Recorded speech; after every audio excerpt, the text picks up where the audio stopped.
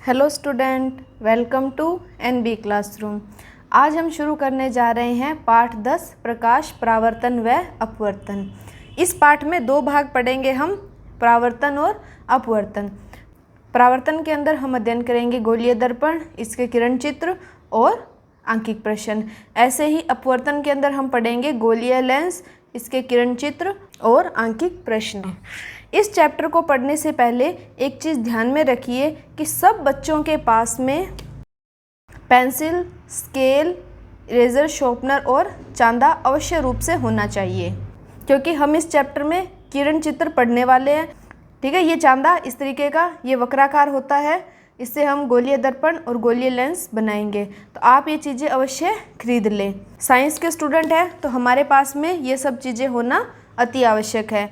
Market में इस प्रकार का एक ज्योमेट्री बॉक्स मिलता है जिसमें सारी चीज़ें दिए रहती हैं, तो आप इसको अवश्य खरीदें। यह आपकी आगे आने वाली कक्षाओं में भी काम करेगा। ठीक है स्टूडेंट, तो आओ शुरू करते हैं। ओके, देखिए पहला टॉपिक है प्रकाश। प्रकाश क्या होता है? सिंपल सी बात है कि वह कारक जो वस्तुओं को देखने योग्य बनाता है। जैसे हम एक कमरे में जाते हैं जिसमें बहुत ही अंधेरा हो, हमें कुछ भी दिखाई नहीं देता, लेकिन जैसे ही कहीं से थोड़ी सी रोशनी आती है तो हमें उस कमरे में पड़ी सारी वस्तुएं दिखाई देने लग जाती हैं। तो यही कारक क्या कहलाता है? प्रकाश कहलाता है। और प्रकृति में जैसा कि आप जानते हैं, प्रकाश का सबसे बड़ा स्रोत कौन है? सूर्य, जो कई करोड़ों साल से प्रकाश दे रहा है और आगे भी आने वाले कई करोड़ों वर्षों तक प्रकाश का स्रोत रहेगा। हम देखते हैं कि प्रकाश क्या है, इस तरह से फैला रहता है, कोई स्पेसिफिक हम उसकी शेप नहीं बना सकते हैं। लेकिन जब हम इस चैप्टर को पढ़ेंगे तो हम प्रकाश का एक सरल रेखीय पथ, जिसे क्या कहेंगे, किरण, उसकी चर्चा करेंगे। तो ये किस प्रकार का होता है? देखिए, आप जब भी डायग्राम बनाएंगे इस चैप्टर में वो हमेशा स्केल से ही बनाएं, क्योंकि प्रकाश एकदम सरल रेखा में गमन करता है। तो आप देखिए, हम किरण किस प्रकार से बनाएंगे? इस तरीके से, आगे बिल्कुल नोक पे तीर। आपकी पेंसिल भी एकदम शार्प होनी चाहिए जिससे डायग्राम हमारे सुंदर सुंदर बने। तो ये जो इस तरीके का प्रतीक हम दिखाएंगे, इसे हम क्या कहते हैं? कोई प्रकाशिक किरण कहते हैं। ये पुच्छ भाग और ये सिर भाग, जिस साइड तीर है वो दिखाता है कि प्रकाश इस तरफ से इस दिशा में गमन कर रहा है। जैसे हमने कोई मोमबत्ती जलाई, मोमबत्ती से प्रकाश ऐसे जा रहा है और हमें किसी वस्तु को इधर देखना है तो हम तीर इस तरीके से दिखाएंगे। इधर मान लो कोई वस्तु पड़ी है, हमें इस दिशा में प्रकाश दिखाना है तो हम उसको इस तरीके से दिखाएंगे। तो इसे क्या कहते हैं? किरण। और प्रकाश, ध्यान रखिए, हमेशा एक सरल और सीधी रेखा में गमन करता है। ओके, तो आप चीज़ ध्यान रखिए कि ये एकदम सरल रेखा में बनाएं। हम हमारी नोटबुक देखते हैं तो नोटबुक में इस प्रकार की हमारे बुक में लाइनें लगी होती है ना, हमारे रजिस्टरों के अंदर। तो इस चैप्टर में क्या करें कि जब भी आप ये सरल लाइन लगाएं ना, तो वो इन लाइन के ऊपर ही लगाएं। ठीक है, इस लाइन के ऊपर जो हमारे कॉपी में लाइंस आती हैं वो प्रॉपर दूरी पे रहती है और प्रॉपर एक दूसरे के समांतर रहती हैं। तो इस चैप्टर के जो किरण चित्र हैं उनको बनाने का फर्स्ट फंडा यही है। मैंने अक्सर देखा है कि बच्चे इस चैप्टर को बहुत ही टफ लेते हैं कि ये काफ़ी टफ चैप्टर है, लेकिन इसमें सिर्फ एक ही कंसेप्ट है। आपको एक चीज़ समझ आ गई, आप इस चैप्टर को कहेंगे इससे आसान चैप्टर तो हमारा कोई है ही नहीं। एक ही चीज़ को पकड़ेंगे और उससे हम आगे चलते चले जाएंगे। सिंपल कुछ छोटी छोटी चीज़ें हैं जो ध्यान रखेंगे तो आपको भी ये चैप्टर बहुत ही आसान लगेगा। तो आओ देखते हैं क्या होता है प्रकाश का परावर्तन। देखिए, प्रकाश का परावर्तन। जब प्रकाश किसी परावर्तक सतह पर पड़ता है तो यह टकराने के पश्चात भिन्न दिशाओं में लौट जाता है। इसे प्रकाश का परावर्तन कहते हैं। देखिए, प्रकाश था, किसी सतह पर गिरा, सतह पर गिरने के बाद वो अलग अलग दिशाओं में फैल गया। यही घटना प्रकाश का परावर्तन कहलाती है। यही मेन चीज़ है जिसके कारण हम देख सकते हैं। मतलब क्या हुआ कि सूर्य का प्रकाश किसी चीज़ से टकराया, टकरा करके हमारी आंखों तक पहुंचा और हमें वो चीज़ दिखाई दे गई। तो इसका हम किरण चित्र किस प्रकार से बनाएंगे, आप उसे देखिए।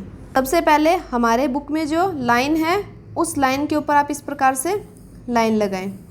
ये तो हो गई सिंपल प्लेन सतह। अब हमें परावर्तक दिखानी है, तो परावर्तक के लिए क्या किया जाता है, इसके नीचे इस तरीके से लेप किया जाता है। इस प्रकार से है, ये चीज़ क्या दिखाती है कि सतह पर लेप किया जाता है। आपने चेहरा देखने वाला दर्पण तो देखा होगा, उसके पीछे एक परत लगी रहती है जो क्या काम करती है, परावर्तक सतह का काम करती है। अगर यही आप उसको किसी जगह से वो खराब हो जाए तो आप देखेंगे कि वो सिंपल इस प्रकार का स्केल के जैसा ही क्या है, पारदर्शी माध्यम, जिसके हम आर पार देख सकते हैं। अब देखिए प्रकाश की किरण, मान लो इधर प्रकाश का स्रोत है, वहाँ से आई, इससे टकराने के बाद ये क्या हुई, ऐसे लौट गई, ओके, किसी दिशा में लौट गई, तो ये क्या कहलाता है, परावर्तक कहलाता है। अब इसमें देखिए मैं नाम लिख देती हूँ, जो किरण किसी स्रोत से, यहाँ स्रोत है, इस स्रोत से आ रही है, उस किरण को बोलते हैं आपतित किरण।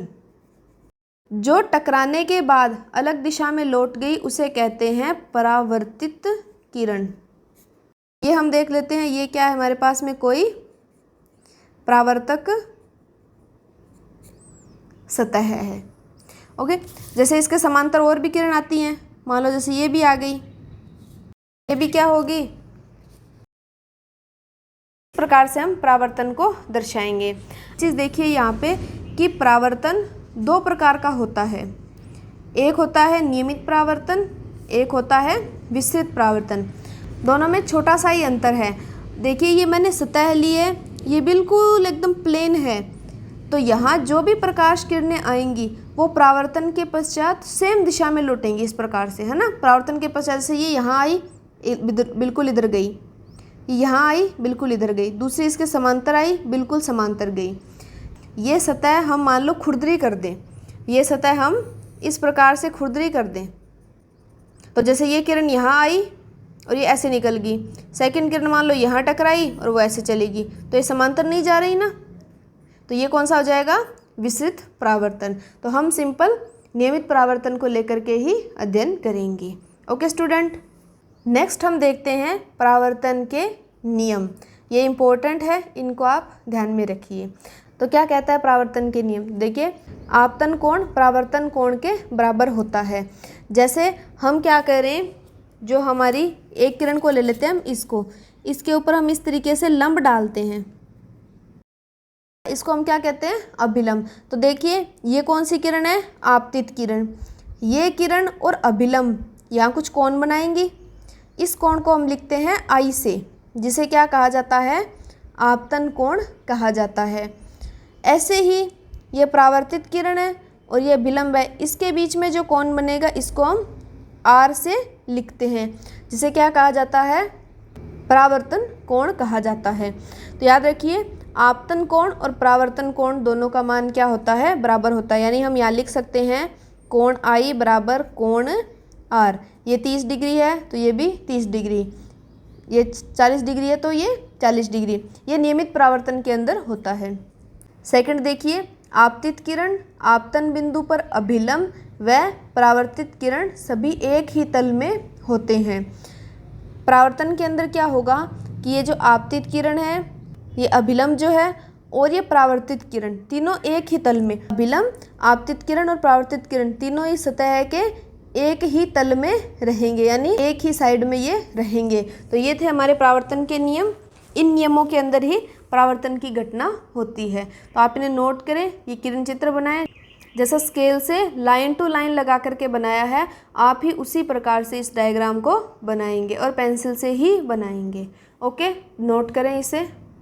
ओके स्टूडेंट, तो नेक्स्ट हम देखते हैं समतल दर्पण से परावर्तन की विशेषताएं। समतल दर्पण तो हमने देखा होगा, जो हम सिंपल प्लेन इस तरीके का घरों में इस्तेमाल करते हैं, वही समतल दर्पण। तो इसकी कुछ विशेषताएं हैं जो आपको ध्यान में रखनी है। समतल दर्पण पर बना प्रतिबिंब सदैव आभासी व सीधा होता है। आप दर्पण के सामने खड़े हो, आप उसमें अपने आप को देखते हो तो कैसे दिखाई देते हो, बिल्कुल सीधे, मतलब आपका सिर भी ऊपर है और दर्पण में आप खुद को देख रहे हैं तो उसका सिर भी ऊपर है, यानी सेम हमारे जैसा ही उसके अंदर प्रतिबिंब बनता है। आभासी कैसे, वो वास्तविक नहीं होता है, हम वास्तविक हैं, हमारा वास्तविक उसके अंदर दिखाई देता है, लेकिन जो प्रतिबिंब उसके अंदर बन रहा है वो रियल नहीं होता, वो एक आभासी होता है। प्रतिबिंब का आकार बिंब वस्तु के आकार के बराबर होता है। यानी हम उस दर्पण के सामने खड़े हैं तो हम जितनी ऊंचाई के हैं, जितने मोटे पतले हैं, हम उसी के अकॉर्डिंग दिखाई देते हैं। प्रतिबिंब दर्पण के पीछे उतनी दूरी पर बनता है जितनी दूरी पर दर्पण के सामने बिंब है। देखिए, होता तो दर्पण बिल्कुल पतला सा है, लेकिन हम क्या करते हैं, जैसे जैसे दर्पण से यूँ दूर जाते हैं तो हमें दर्पण के ऐसे देखते हैं कि दर्पण में भी अपना प्रतिबिंब कहाँ जा रहा है, ऐसे दूर जा रहा है। हम पास आते हैं तो हमें भी क्या लगता है, हम दर्पण के पास आ रहे हैं। तो यानी दूरी उतनी पर ही बनेगा जितनी दूरी पर हम खड़े हुए हैं। फोर्थ देखिए, प्रतिबिंब पार्श्व परावर्तित होता है। पार्श्व परावर्तन क्या होता है, हम दर्पण के सामने खड़े हैं इस प्रकार से, हम अपना दायां हाथ उठाते हैं तो हमें क्या लगता है, बिंब में कौन सा हाथ उठ रहा है, बायां हाथ। तो इस प्रकार से जो दाईं चीज़ है वो दर्पण में बाईं दिखाई दे रही है और जो बाईं है वो दाईं दिखा रही है, तो वो क्या होगा, पार्श्व परावर्तन होगा। जैसे इसको हम सिंपल यहाँ इस तरीके से देखते हैं कि जैसे हमारे पास इंग्लिश के कुछ लेटर हैं, जैसे मैंने ये लिए A, B, C और D।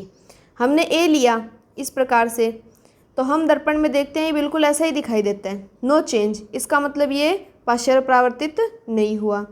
हम B लगाते हैं, ये दर्पण है तो उसमें हमें कैसे दिखाई देता है, उल्टा दिखाई देता है ना, तो ये घटना क्या कहलाती है, पार्श्व परावर्तित कहलाती है। ऐसे ही C को देख लो, C भी उल्टा दिखाई देगा, D भी उल्टा दिखाई देगा। तब आपके लिए एक छोटा सा क्वेश्चन है कि जो ABCD वर्णमाला है इसमें आप मुझे बताएंगे कि कौन कौन से लेटर पार्श्व परावर्तित नहीं होते हैं। जैसे A पार्श्व परावर्तित नहीं हुआ, B हुआ, तो आप अंग्रेजी वर्णमाला के जो 26 अक्षर हैं इनमें आप मुझे बताएंगे कि ऐसे कौन कौन से लेटर हैं जो पार्श्व परावर्तित नहीं होते हैं। ओके स्टूडेंट, तो ये कुछ विशेषताएं थी समतल दर्पण से परावर्तन की। नेक्स्ट हम पढ़ेंगे गोलीय दर्पण। समतल तो बिल्कुल प्लेन, गोलीय ऐसे दर्पण जिनका परावर्तक पृष्ठ गोलीय है, गोलीय दर्पण कहलाते हैं। देखिए इस प्रकार से, अगर हम इसके बाहर की साइड लेप कर दें या हम इसके अंदरूनी सतह पर भी लेप कर सकते हैं। तो एक एग्जांपल लिया हमने, तो इस प्रकार के जिसकी ये पृष्ठ इस तरह से वक्राकार हो, वह दर्पण क्या कहलाते हैं, गोलीय दर्पण कहलाते हैं। देखिए स्टूडेंट, नेक्स्ट हम पढ़ते हैं गोलीय दर्पण के प्रकार, कि गोलीय दर्पण किस किस प्रकार के होते हैं। देखिए इस प्रकार से हमारे पास यदि समतल सतह होती है तो उसके तो आप कोई सी साइड लेप कर दो, ऊपर की तरफ करो या नीचे की तरफ करो, वो व्यवहार तो सेम तरीके से करेगा।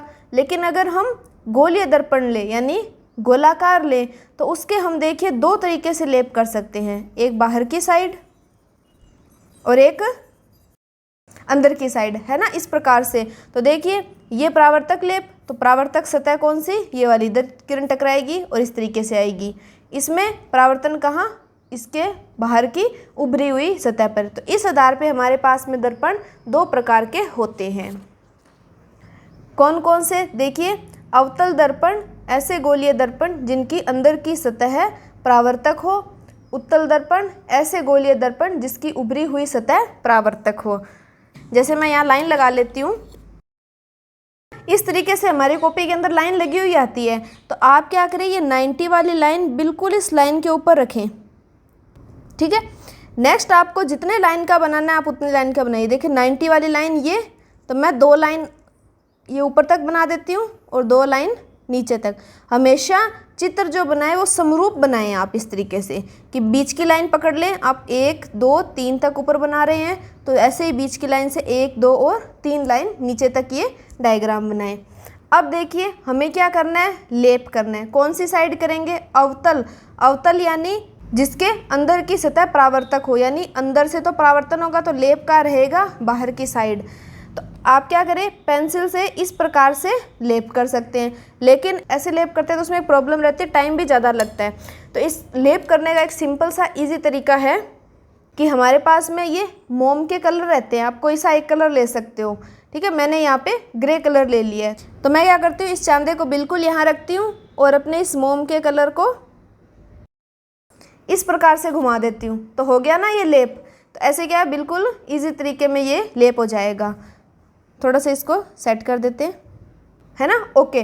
तो ऐसे दर्पण जिनकी अंदर की सतह परावर्तक हो। सेम ऐसे ही हम उत्तल दर्पण बना लेंगे। तो देखिए बिल्कुल बीच की लाइन पे आप ये रखिए, ऐसे घुमा दीजिए। इसमें लेप कहाँ रहेगा? अंदर की साइड रहेगा। देखिए, जिसकी उभरी हुई सतह परावर्तक हो, यानी परावर्तन बाहर की साइड से रहेगा, तो हमें लेप कहाँ करना है? लेप इस प्रकार से अंदर की साइड में करना है। ओके, तो ये हो गया हमारा अवतल दर्पण और ये हो गया उत्तल दर्पण। ओके, तो यहाँ हमने लिख लिया परावर्तक लेप और ये इसकी परावर्तक सतह है। आप अपने डायग्राम कॉपी में इस प्रकार के सुंदर और स्पष्ट ही बनाएं। नेक्स्ट हम इनके उपयोग देखते हैं। ये उपयोग मोस्ट इम्पोर्टेंट है। कोई भी कंपटीशन एग्ज़ाम का पेपर आप ले लो, बोर्ड के पेपर ले लो, आपको इनसे रिलेटेड कोई ना कोई प्रश्न वहाँ पर देखने को मिल जाता है। सबसे पहले हम पढ़ लेते हैं अवतल दर्पण के उपयोग। तो देखिए, ये टॉर्च, सर्च लाइट, वाहन की हेडलाइट में प्रयुक्त होते हैं। देखिए, टॉर्च में क्या है, इस प्रकार से समांतर पुंज जाता है, तो अवतल दर्पण क्या करता है? किरणों को समांतरित करता है, इसलिए इसका हेडलाइट में उपयोग किया जाता है। शेविंग दर्पण में दंत विशेषज्ञ डेंटिस्ट जो होते हैं वो दांतों के चेकअप में इनका इस्तेमाल करते हैं। हम जब आगे अभी इनके किरण चित्र बनाएंगे तब एक चीज़ देखेंगे कि अवतल दर्पण के अंदर जो भी प्रतिबिंब बनता है उसका साइज विशेष स्थितियों में बिंब से बड़ा बनता है, तो वही गुण का उपयोग करके शेविंग दर्पण और दंत विशेषज्ञों के अपरेटस बनाए जाते हैं। दंत विशेषज्ञ दांतों में इस चीज़ को यूज़ करेंगे तो दांतों के बीच में कैविटी यानी जो गैप है वो बड़ा दिख जाएगा और उसमें से वो इजी से इलाज कर सकते हैं। नेक्स्ट ये आता है सौर भट्टियों में प्रकाश केंद्र में। बड़ी बड़ी जो भट्टियां हैं जो सूर्य के प्रकाश से चलती हैं उनके अंदर अवतल दर्पण का उपयोग किया जाता है। ये समांतर किरणों को फोकस कर देते हैं जिससे टेम्परेचर बढ़ जाता है और जिस कार्य में हमें उच्च ताप चाहिए वहाँ पर इसको प्रयुक्त कर लिया जाता है। नेक्स्ट ऐसे हम देखते हैं उत्तल दर्पण के उपयोग। ये यूज़ किया जाता है वाहनों के पार्श्व दर्पण में और पश्च दृश्य दर्पण में। जैसे हम कार देखते हैं, कार के जो साइड मिरर होते हैं उनमें उत्तल दर्पण ही प्रयुक्त किए जाते हैं। आपने देखा होगा कि हमारे कार का दर्पण छोटा सा होता है लेकिन पीछे बहुत बड़ा ट्रक आ रहा हो या बहुत बड़ी बस आ रही हो तो वो छोटे से में दिखाई दे जाती है। क्यों? क्योंकि इसका दृष्टि क्षेत्र बहुत ही वास्ट होता है, बहुत ही बड़ा होता है, तो एक बड़े एरिया से आने वाली चीज़ को भी ये छोटी सी जगह पे दिखा देता है। हम जब इनके भी आगे प्रतिबिंब निर्माण करेंगे तो देखेंगे इनमें हमेशा प्रतिबिंब छोटा बनता है। नेक्स्ट एक और विशेषता है कि उत्तल दर्पण में जो प्रतिबिंब बनते हैं वो हमेशा सीधे बनते हैं, तो हमें उस प्रकार से वो चीज़ सीधी दिखाई दे जाती है। नेक्स्ट इसका आजकल यूज़ किया जाता है एटीएम मशीनों में। सुरक्षा की दृष्टि से आज इस्तेमाल किए जाने लगे। जैसे हम पिन डायल करते हैं, कोई व्यक्ति पीछे खड़ा हो तो हमें आगे उस दर्पण में दिख जाता है कि वो व्यक्ति हमारे पिन की तरफ देख रहा है, जो गोपनीय पासकोड हम रखते हैं उसकी तरफ। ओके, तो ये इनके उपयोग हैं। अभी हम यहाँ इनको थोड़ा शॉर्ट में पढ़ते हैं। नेक्स्ट हम जब अभ्यास प्रश्न करेंगे वहाँ पर ये प्रश्न होंगे तो हम इनका डिटेल रूप में भी लिख लेंगे। अभी आप यहाँ पर इनके उपयोग वगैरह ये सब नोट कर लीजिए। ओके स्टूडेंट, समझ आया गोलीय दर्पण। नेक्स्ट हम गोलीय दर्पण से संबंधित कुछ परिभाषाएं, कुछ शब्द हैं उनको जान लेते हैं। देखिए, मैंने आपके कॉपी के अकॉर्डिंग ही लाइन वाला पेज ले लिया जिस पे अवतल दर्पण और उत्तल दर्पण दोनों बना लिए हैं। देखिए, बिल्कुल बीच की एक लाइन पकड़िए, 3 लाइन इधर 3 लाइन इधर। ऐसे ही इस 90 डिग्री वाली जो लाइन है ये देख रहे हैं आप, इसको ऐसे रखा और ये ड्रॉ कर लिया। ओके, सेम ऐसे ही रखा और उत्तल दर्पण ड्रॉ कर लिया और क्रेयॉन्स कलर से इसकी परावर्तक लेप बना दिया। अब देखिए, फर्स्ट परिभाषा है हमारे पास में ध्रुव। गोलीय दर्पण के परावर्तक पृष्ठ के केंद्र को दर्पण का ध्रुव कहते हैं। ये दर्पण के पृष्ठ पर स्थित होता है जिसे P से लिखते हैं। अब देखिए, बिल्कुल मध्य का, ये देख रहे हैं, बिल्कुल जहाँ सेंटर में ये कट कर रहा है, ये क्या कहलाता है? ध्रुव P कहलाता है। इसे किससे लिखते हैं हम? P से। तो अवतल दर्पण में ध्रुव क्या हो गया? ये, और उत्तल दर्पण में ध्रुव ये वाला पॉइंट P। समझ रहे हैं? जैसे हम मैथ्स में ग्राफ पढ़ते हैं, ये एक्स अक्ष बनाते हैं, ये वाई अक्ष, तो जहाँ ये इसको कट करती है वो क्या कहलाता है? मूल बिंदु कहलाता है ना, O। सेम वैसे ही ये हमारा दर्पण है, ये जिसका मध्य बिंदु इस लाइन के ऊपर हम ले रहे हैं वो क्या कहलाएगा? ध्रुव कहलाता है। ओके, नेक्स्ट देखते हैं वक्रता केंद्र C। गोलीय दर्पण जिस गोले का भाग है उसका केंद्र गोलीय दर्पण का वक्रता केंद्र कहलाता है जिसे C से लिखते हैं। अब देखो, जो हम समतल दर्पण बनाते हैं वो तो सिंपल कोई प्लेट हो गई, उसको हमने कट करके और वो लेप करके और दर्पण बना दिया। लेकिन जब हम गोलाकार दर्पण बनाते हैं तो वो ऐसे किसी गोले का भाग ही तो होगा, है ना। जैसे ऐसे कोई हमने गोला लिया, उस गोले का इतना पार्ट कट कर दिया, तब हमारे पास में ऐसी शेप आ गई। तो गोले का हमें पता है केंद्र तो होता ही है, तो वो जो केंद्र है वही क्या कहलाता है, वक्रता केंद्र कहलाता है। हम मान लेते हैं कि ये जो गोला इस साइड है, इसका हम केंद्र क्या मान लेते हैं, यहाँ मान लेते हैं, जिसको हम किससे दिखाते हैं, कैपिटल C से दिखाते हैं। ऐसे ही उत्तल दर्पण है, तो उत्तल दर्पण का भी गोला कैसे होगा, इस प्रकार से होगा ना। तो हम उसको किस प्रकार से दिखा देते हैं, मान लो यहाँ दिखा देते हैं हम C से, ठीक है। आप यहाँ पे एक बार डायग्राम ये वाले मत बनाएं, यहाँ आप इन डायग्राम से केवल समझेंगे। डायग्राम हम ये परिभाषाएं जैसे कि आप साइड में देख रहे हैं ना, ये 5-6 परिभाषाएं हैं, ये कंप्लीट हो जाएंगी, उसके बाद में एक साथ इनके डायग्राम बना लेंगे। ओके, यह परिभाषाएं नोट करें, फिर नेक्स्ट परिभाषा देखते हैं। नेक्स्ट परिभाषा आती है वक्रता त्रिज्या कैपिटल R, कि गोलीय दर्पण जिस गोले का भाग है उसकी त्रिज्या गोलीय दर्पण की वक्रता त्रिज्या कहलाती है।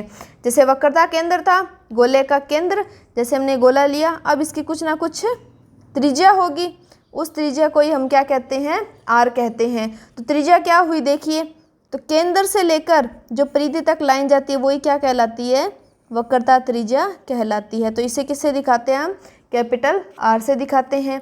ये अवतल दर्पण के लिए थी। उत्तल दर्पण के लिए देखिए, वक्रता केंद्र C से लेकर P तक, तो ये कैपिटल R क्या हो जाएगी, वक्रता त्रिज्या हो जाएगी। नेक्स्ट है मुख्य अक्ष, गोलीय दर्पण के ध्रुव व वक्रता केंद्र से गुजरने वाली सीधी काल्पनिक रेखा को मुख्य अक्ष कहते हैं। ये दर्पण के ध्रुव पर अभिलंब है। ये ध्रुव, ये वक्रता केंद्र, यहाँ से गुजर रही है ये सीधी लाइन, तो ये सीधी लाइन क्या कहलाती है, मुख्य अक्ष कहलाती है। हम यहाँ लिख देते हैं, तो ये मुख्य अक्ष, ये उत्तल दर्पण की मुख्य अक्ष। तभी तो मैंने क्या कहा था कि आप बिल्कुल सेंटर की लाइन रखिए, उससे नाप करके प्रतिबिंब बनाइए। ऐसा नहीं है कि एक साइड तो 2 लाइन जा रहा है, एक साइड 5 लाइन तक चला जा रहा है, इस प्रकार से नहीं बनाना। आपको सिमिलैरिटी रखनी है दोनों तरफ, 1 2 3 खांचे तक और 1 2 और 3, ठीक है। सिंपल सी 2-3 चीज़ें आप इनको ध्यान में रखिए। तो ये बिल्कुल सेंटर की लाइन जो इस C और P को मिलाते हुए आगे जा रही है वो क्या कहलाती है, मुख्य अक्ष कहलाती है। बिल्कुल जैसे हम ग्राफ में एक्स अक्ष लेते हैं वैसे ये होगी, ठीक है। आप इन चारों परिभाषाओं को यहाँ पर नोट करिए। देखिए नेक्स्ट परिभाषा हम लेते हैं मुख्य फोकस। गोलीय दर्पण से परावर्तन के पश्चात प्रकाश किरणें मुख्य अक्ष को जिस बिंदु पर मिलती है या मिलती प्रतीत होती है मुख्य फोकस कहलाता है। इसे कैपिटल F से दर्शाते हैं। अभी हम आगे इनकी थोड़ी और अधिक प्रॉपर्टी पढ़ेंगे, तब हम एक बात सीखेंगे कि अवतल दर्पण है, इसमें प्रकाश किरणें इस प्रकार से समांतर आती हैं। देखिए समांतर के लिए भी क्या होगा, इन लाइन के ऊपर ही लाइन लगाएंगे आप, तो ये प्रकाश किरणें आ रही हैं, ये क्या करती हैं, यहाँ से परावर्तन होगा, परावर्तन के बाद एक बिंदु पे मिलती हैं। जिस बिंदु पर मिल रही हैं इस बिंदु को बोलते हैं हम कैपिटल F, यानी मुख्य फोकस कहते हैं। नेक्स्ट हम उत्तल दर्पण में देखते हैं। उत्तल दर्पण में इस प्रकार से परावर्तन किस साइड से होगा, ऊपरी सतह पे, तो हम इस लाइन के ऊपर ले आते हैं। इनमें क्या होता है, ठीक है, इस प्रकार से, और सेकंड जैसे ये है, इनको हम पीछे मिलाते हैं तो ये एक बिंदु पर मिलती प्रतीत होती है, वही क्या कहलाता है, उत्तल दर्पण का फोकस कहलाता है। अभी हम इनके आगे डायग्राम बनाएंगे तो उनमें ये चीज़ और अधिक क्लियर हो जाएगी। तो एक चीज़ ध्यान रखें कि अवतल दर्पण तो किरणों को क्या करता है, एक जगह पर फोकसित करता है, और उत्तल दर्पण किरणों को ऐसे दूर दूर फैलाता है। ओके स्टूडेंट, नेक्स्ट परिभाषा देखिए, फोकस दूरी स्मॉल f। गोलीय दर्पण के ध्रुव तथा मुख्य फोकस के बीच की दूरी फोकस दूरी कहलाती है। इसे स्मॉल f से दर्शाते हैं। देखिए ये मुख्य फोकस और ये ध्रुव, तो यहाँ से लेकर यहाँ तक की दूरी क्या कहलाएगी, स्मॉल एफ यानी फोकस दूरी कहलाएगी। ऐसे ही उत्तल दर्पण के लिए देखिए, तो यहाँ से लेकर के यहाँ तक की क्या कहलाएगी, स्मॉल एफ कहलाएगी। नेक्स्ट परिभाषा है द्वारक। गोलीय दर्पण के परावर्तक पृष्ठ की वृत्ताकार सीमा रेखा को द्वारक कहते हैं। देखो हमने ये बनाया ना, यहाँ से यहाँ तक ये भाग, ये क्या कहलाता है, द्वारक कहलाता है। अवतल दर्पण का द्वारक ये, ऐसे उत्तल दर्पण में देखिए ये भाग उत्तल दर्पण का। ओके स्टूडेंट, अब एक चीज़ देखिए, जैसे मैंने सुविधा के अनुसार ये इस प्रकार से बना दिए दोनों दर्पण। अब हम आगे कुछ नियम पढ़ेंगे जिनमें एक बात लिखी जाती है कि जो प्रकाश किरण आती है बाईं तरफ से ही आएगी। उसके लिए क्या करते हैं, देखो अवतल दर्पण तो सही है हमारा कि इधर से ही किरणें आ रही हैं, उत्तल दर्पण में कहाँ से आ रही हैं, इस साइड से।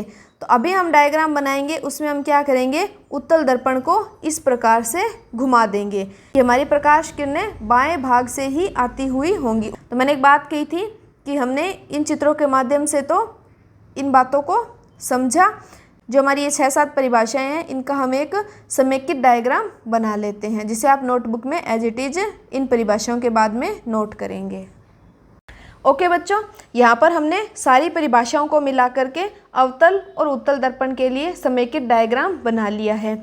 मैंने एक बात कही थी कि हम अभी आगे पढ़ेंगे कि दर्पण में जो प्रकाश की किरणें आती हैं वो सदैव बाईं ओर से आती हुई रखी जाती हैं, इसलिए हमने उत्तल दर्पण को भी बाईं ओर प्रकाश किरण के हिसाब से सेट करके यहाँ पर बना लिया है। तो हम अब इन परिभाषाओं को एक बार इन चित्रों के माध्यम से रिकॉल कर लेते हैं। देखिए, दर्पण का केंद्र क्या कहलाएगा, ध्रुव, जिसे किससे लिखते हैं, कैपिटल P से। ये गोलीय दर्पण जिस गोले का भाग है उसका केंद्र वक्रता केंद्र C कहलाता है, कैपिटल C से लिखते हैं। वक्रता केंद्र और ध्रुव के बीच की दूरी क्या कहलाएगी, वक्रता त्रिज्या कहलाएगी।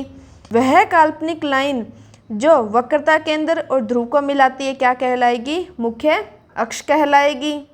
अब देखिए, समांतर किरणपुंज आ रहा है, आप इन लाइनों को क्या करेंगे, अपनी कॉपी में जो लाइन है उनके ऊपर बनाएंगे। समांतर किरणपुंज आता है, उत्तल दर्पण उन किरणों को एक जगह इकट्ठा कर देता है, तो वो इकट्ठी हुई किरण मुख्य अक्ष को जिस बिंदु पे मिलती है वो क्या कहलाता है, फोकस कहलाता है। इस फोकस और ध्रुव के बीच की दूरी फोकस दूरी कहलाती है। जितना भाग हमने उस गोले में से काट करके दर्पण बनाया वो वक्राकार भाग द्वारक कहलाता है। सेम ऐसा ही उत्तल दर्पण के लिए जो मेन चीज़ है वो देखिए कि इसमें समांतर किरण आएगी, लेकिन उत्तल दर्पण क्या करता है, उन्हें फैलाता है। तो हम इन किरणों को पीछे बढ़ाएंगे। देखो यहाँ तो आगे ये मिलेंगी नहीं, ये दूर होती जा रही हैं, ये कहाँ मिलेंगी, जब हम इनको पीछे बढ़ाएंगे। तो आप ध्यान रखिए, इस प्रकार से इनको कट करते हुए मिलाएंगे, सीधी इन ऐसे एकदम प्लेन लाइन नहीं खींचेंगे, ये कट करते हुए मिलाएंगे। ये कट करती हुई लाइनें बताती है कि आभासी बन रहा है, ठीक है, कोई चीज़ है वो आभासी है, प्रतिबिंब बन रहा है तो वो आभासी है, वो इस चीज़ को दिखाती हैं। तो हम इस प्रकार से इन लाइनों को पीछे बढ़ाते हैं तो एक बिंदु पे मिलती है, उसे हम क्या कहते हैं, उत्तल दर्पण का फोकस कहते हैं। तो आप इस डायग्राम को अपनी नोटबुक के अंदर बनाएंगे। नेक्स्ट यहाँ एक छोटी सी बात लिखी हुई है कि छोटे द्वारक के गोलीय दर्पणों हेतु वक्रता त्रिज्या फोकस दूरी की दुगनी होती है, यानी R बराबर 2F। आप इस चित्र में देखिए कि फोकस दूरी देखिए यहाँ है, त्रिज्या यहाँ है। अगर हम F का मान 2 सेमी ले रहे हैं तो R का मान कितना हो जाएगा, 4 सेमी। इस प्रॉपर्टी को आप एकदम माइंड में क्लियर करिए। इसी प्रॉपर्टी के ऊपर हमारे सारे किरण चित्र डिपेंड है।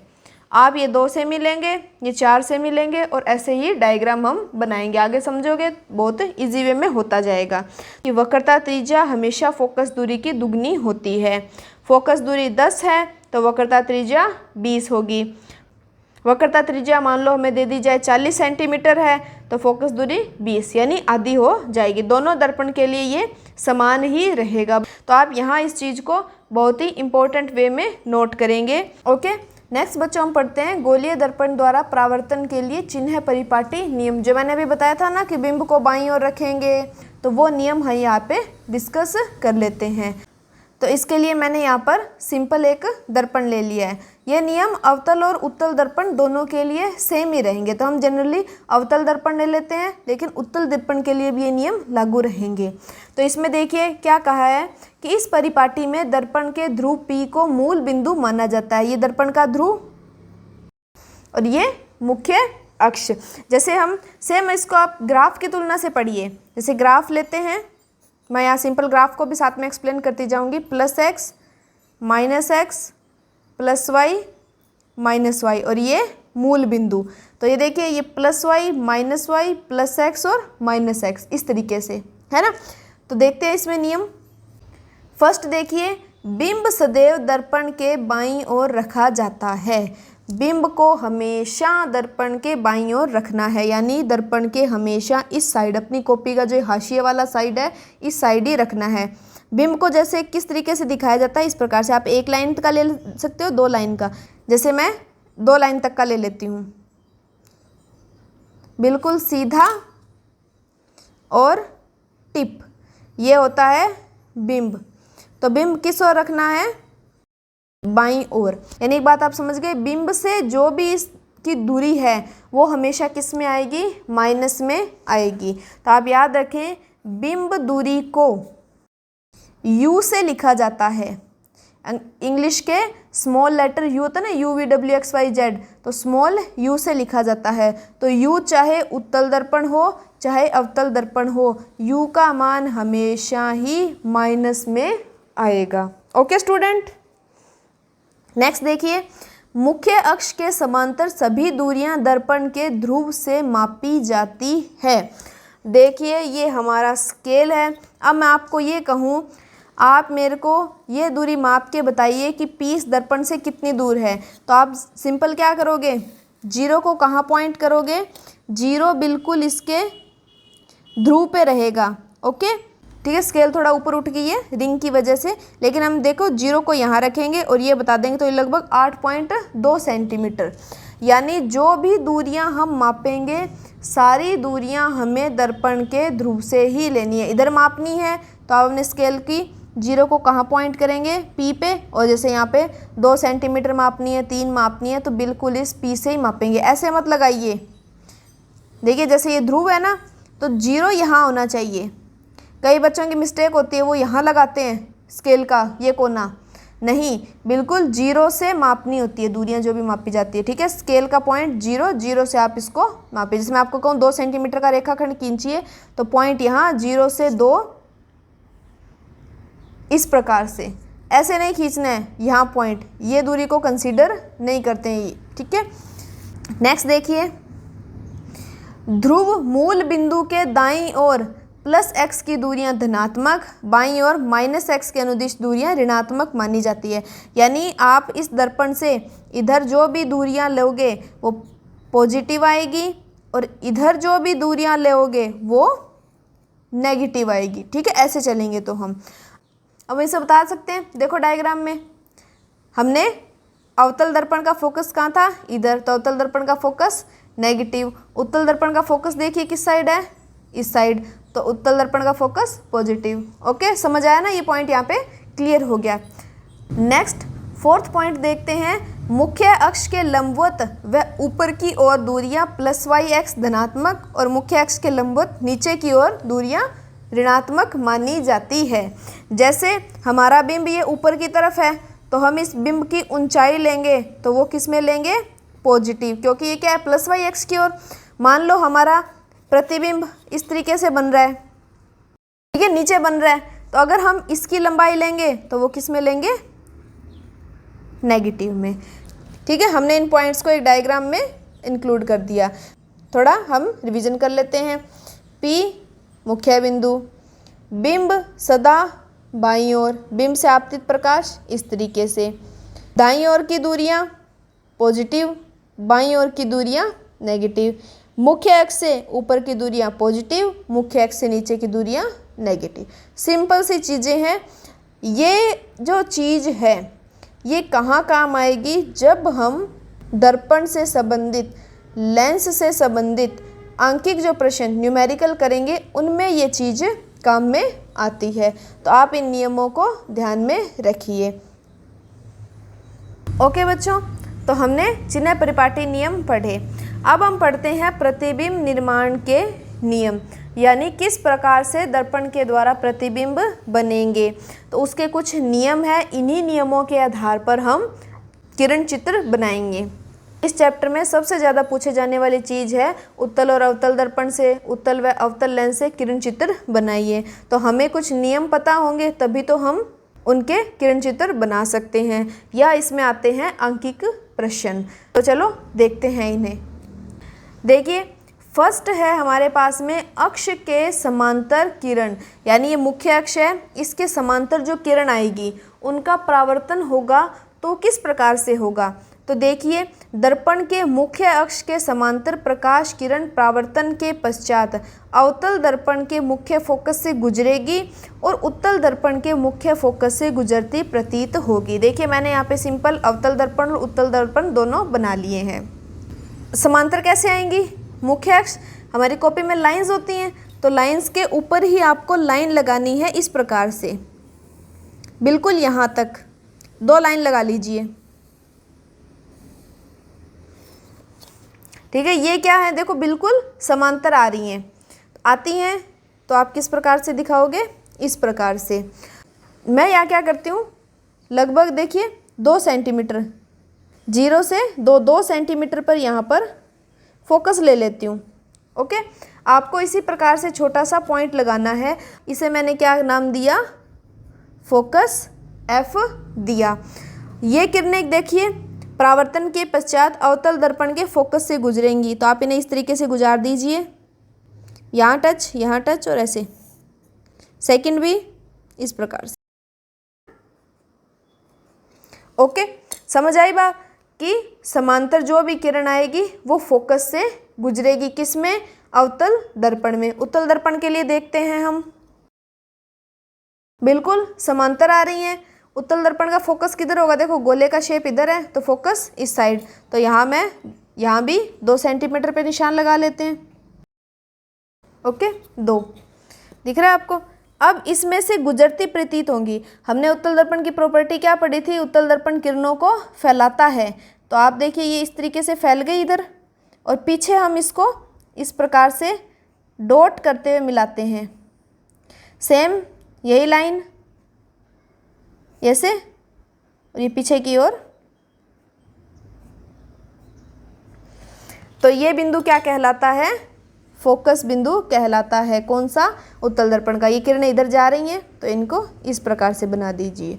ठीक है, ये बिंब से समांतर आती हुई किरणें और ये परावर्तन के पश्चात दूसरी दिशा में लौट रही हैं। तो अवतल दर्पण में कहाँ लौटेंगी? फोकस से लौटेंगी, और उत्तल दर्पण में फोकस से लौटती हुई प्रतीत होंगी। इस नियम को आप ध्यान रखिए, क्योंकि हम ये जो वाला नियम है, ये नियम सभी जगह इस्तेमाल करने वाले हैं। हम अभी आगे अवतल दर्पण और उत्तल दर्पण से किरण चित्र बनाएंगे, जिसको हम नेक्स्ट क्लास में डिस्कस करेंगे। उससे पहले आप इनकी किरण चित्र की अच्छे से प्रैक्टिस कर लेना। ये अक्ष के समांतर किरण हर चित्र के अंदर यूज होएगी। आपको इतना ही ध्यान रखना है, अक्ष के समांतर आएंगी, वो फोकस से गुजरेंगी। ठीक है बच्चों, सेकंड पॉइंट देखिए, फोकसीय किरण बिल्कुल इस पॉइंट का विपरीत है कि फोकस बिंदु से गुजरने वाली किरण परावर्तन के पश्चात मुख्य अक्ष के समांतर हो जाती है। समझ में आया? समांतर आएंगी तो फोकस से गुजरेंगी, फोकस से आ रही है तो समांतर हो जाएंगी। सिंपल इसका विपरीत ही है। तो हम वही 2 सेंटीमीटर पे फोकस बिंदु ले लेते हैं। ये अवतल दर्पण का फोकस, मान लो कोई किरण है वो इस प्रकार से आ रही है ना, फोकस से होती हुई आ रही है, तो वो क्या होगी? परावर्तन के पश्चात इस प्रकार समांतर हो जाएंगी। मैंने यहाँ अभी एक ही किरण दिखाई है, 2 दिखा सकते हैं आप, कोई दिक्कत नहीं है। एक किरण ठीक है, एक किरण से हमें समझ आ रहा है। ऐसे ही उत्तल दर्पण के लिए 2 सेंटीमीटर पे फोकस ले लिया। मान लो कोई किरण इस प्रकार से आ रही है, जो हमें क्या लग रहा है कि ऐसे फोकस से गुजर रही है ना?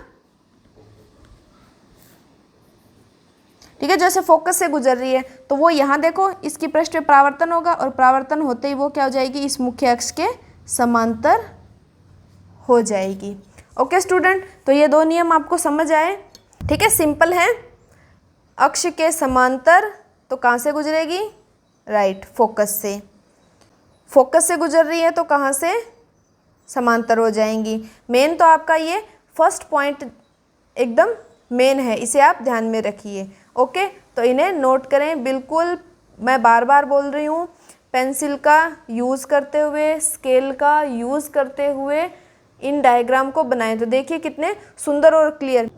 देखिए मेरे पास यहाँ बिल्कुल लाइन नहीं लगी हुई, लेकिन फिर भी लाइनें देखिए एकदम इक्वल आ रही है ना। तो कहाँ से आई? प्रैक्टिस करने से। मैंने भी कितनी बार प्रैक्टिस की, कितने साल हो गए आपको पढ़ाते हुए, है ना।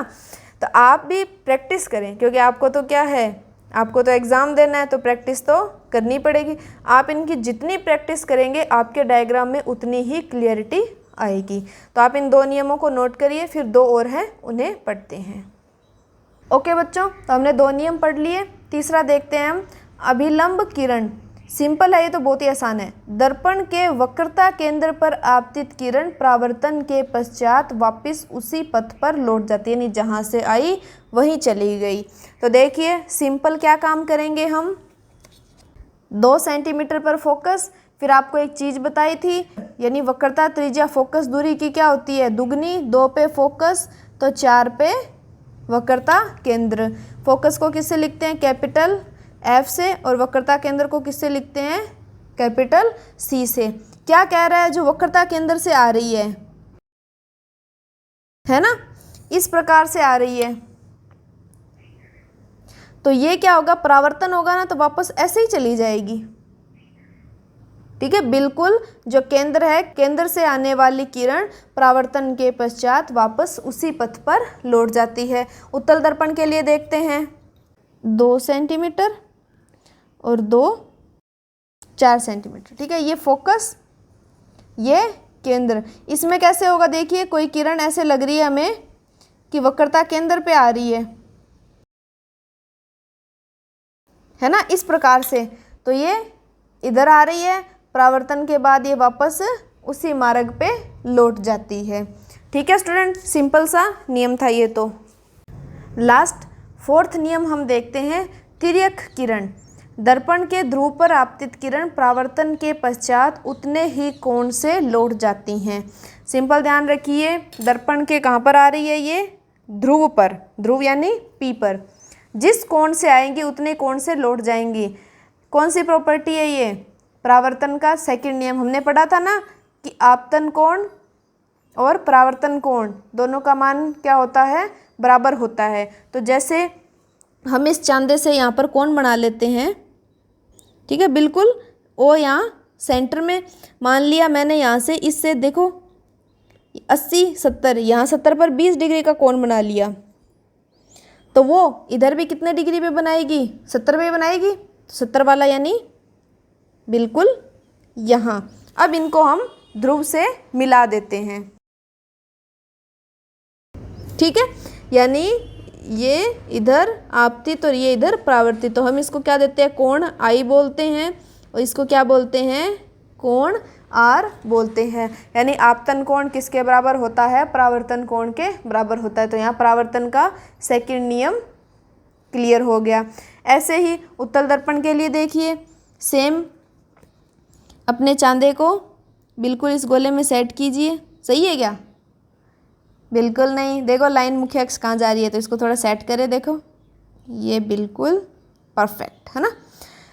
यहाँ भी हम 20 डिग्री का ले लेते हैं। देखो 80 और 70, ये 70 वाला ले लिया, और इधर भी देखिए 80 और 70, ये यहाँ 70। ओके, अब इनको हम मिला देते हैं।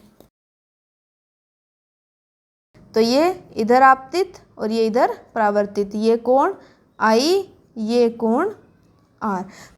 तो इस प्रकार से ये परावर्तन की सेकंड प्रॉपर्टी भी क्लियर हो गई। ठीक है, इस प्रकार से हमारे ये चारों नियम कंप्लीट होते हैं।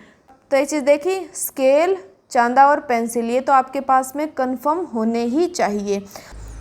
ठीक है, अभी हम नेक्स्ट क्लास में उत्तल और अवतल दर्पण से प्रतिबिंब निर्माण करना सीखेंगे, जिनमें हमारे ये नियम, ये चिन्ह, परिपाटी, ये सब काम में आएंगे। तो मैं एक ही बात बोल रही हूँ, आप इनकी बार बार प्रैक्टिस करें। आप जितनी प्रैक्टिस करेंगे आपके डायग्राम्स में उतनी ही क्लियरिटी आएगी, आपका उतना ही अच्छा कंसेप्ट भी क्लियर होगा कि हाँ मुझे इस चीज़ को इस तरीके से बनाना है। और जो प्रतिबिंब निर्माण हम पढ़ेंगे उनका क्वेश्चन एग्ज़ाम में कन्फर्म है, एक ना एक कंडीशन, चाहे वो लेंस में से पूछे चाहे वो दर्पण में से पूछे, तो वो कंडीशन आती ही आती है।